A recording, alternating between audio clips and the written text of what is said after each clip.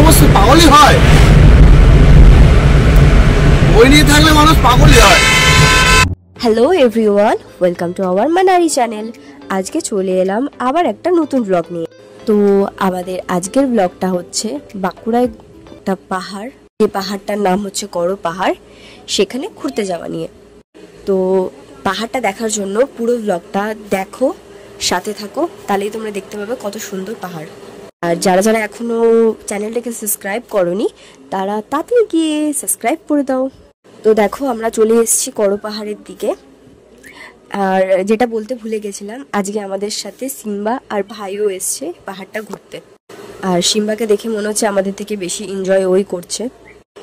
তো আমি, আমার ভাই আর অরিন্দম, আমরা সবাই ঘুরতে ঘুরতে দেখছিলাম যে এক্স্যাক্ট পাহাড়ে ওঠার যে সিঁড়িটা সেটা কোন দিকে, তো আমরা খুঁজে পাচ্ছিলাম না।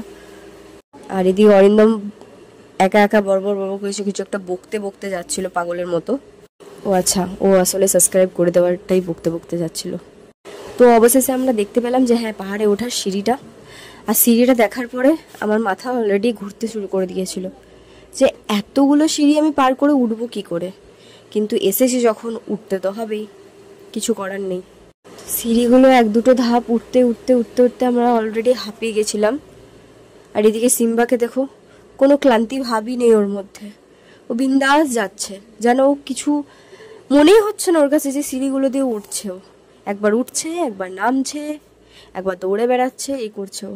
আর আমরা বসে সিঁড়িটা দিয়ে উঠছি আস্তে আস্তে করে। আমরা একটা ওয়েটিং, মানে যেখানে বিশ্রাম নেয় সবাই, সেখানে আমরা গিয়ে একটুখানি বসলাম। বসার পরে আবার হাঁটা শুরু করেছিলাম, কেন মাঝপথে এসে তো আর নেমে যাওয়া যায় না। যতই কত দূর থেকে আমরা এখানে এসছি জায়গাটা দেখতে, পাহাড়ের ওপরে মন্দিরটা ঘুরতে, তো যেতে তো হবেই বস। তো অ্যাট লাস্ট ওই মন্দিরের চূড়া দেখতে পেয়েছি আমরা। আর মন্দিরটায় আসার পরেই আমার ভাই ভিডিওস বানানো, ফটোস তোলা শুরু করে দিয়েছিল। অরিন্দমও সেম করছিল। আর আমি এদিকে সিম্বাকে দৌড়ে বেড়াচ্ছিলাম ধরার জন্য। তবে মন্দিরটা কিন্তু সত্যি ভীষণ সুন্দর। আমরা মন্দিরটার মধ্যে উঠে অনেকগুলো ফটো তুলেলাম। যদিও মন্দিরটা বন্ধ ছিল, জানি না কোন টাইমে খোলে, কিন্তু আমরা যে টাইমটায় গেছিলাম সেই টাইমটায় মন্দিরটা বন্ধ ছিল। তবে সত্যি যারা যারা এই ভিডিওসটা দেখছো, সত্যি ভীষণ সুন্দর জায়গা। আমি বলবো তোমরাও একবার এসে ঘুরে যাও, খুব সুন্দর জায়গা এটা।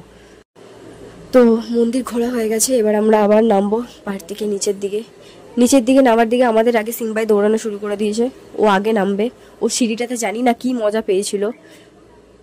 আর নামতে আমরা সেম আবার হাঁপিয়ে যাচ্ছিলাম, তাই আবারও ওইদিকে সব বসে নিলাম, একটুখানি রেস্ট নিয়ে নিলাম বসে।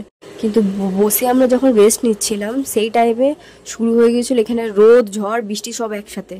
জানি না কি হচ্ছিল, একদিকে রোদ দেখা যাচ্ছে, একদিকে বৃষ্টি শুরু হয়ে গেছে, একদিকে ঝড়, ভীষণভাবে ঝড় শুরু হয়ে গেছে, জানি না কি হচ্ছিল।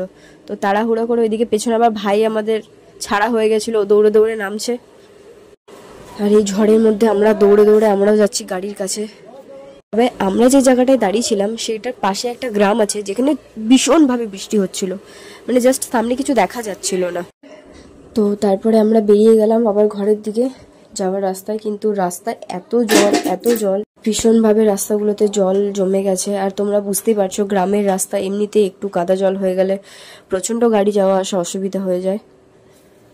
আর ভাই আর সিম্বা বৃষ্টিতে ভেজার ইচ্ছে ছিল, বাট ভিজতে পারলো না, তাই জন্য দুজনেরই মুখ মায়ুস হয়ে গেছিল। তো যাই হোক, অবশেষে আমরা ওই বড় রাস্তাটা, মানে যেটা বাঁকুড়ার হাইওয়ে রয়েছে, সেটা ধরলাম। ধরে নেওয়ার পরে বাঁকুড়ায় আমাদের আসার একটা উদ্দেশ্য আরও আছে, সেটা হচ্ছে বাঁকুড়ার চপ খাওয়া। যেটা তোমরা হয়তো আগের ব্লগ দেখলে বুঝতে পারবে যে বাঁকুড়ায় আমরা মানে চপ খেতে দুর্গাপুর থেকে বাঁকুড়া আসি আমরা শুধুমাত্র চপ খাওয়ার জন্য। এবারে যখন বাঁকুড়াতে এসেছি তো চপ খাওয়াটা তো মিস করা যায় না।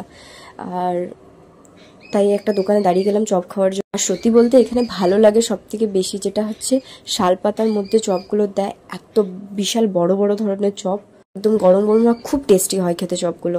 তো গাড়িতে যেহেতু সিম্বা ছিল তাই আমি গাড়ি থেকে নামিনি, অরিন্দম আমাকে গাড়ির মধ্যে এসে চপটা দিয়ে গেল। আর আমরা চপও খেয়ে নিলাম, আর বাড়ির জন্য নিয়ে নিয়েছিলাম কিছু ম্যাচার সন্দেশ, ইয়েতরের বিখ্যাত ম্যাচার সন্দেশ। তো এইভাবেই কাটিয়ে দিলাম আমাদের দিনটা। দেখা হচ্ছে পরের ভ্লগে, সাথে থাকো, বাই।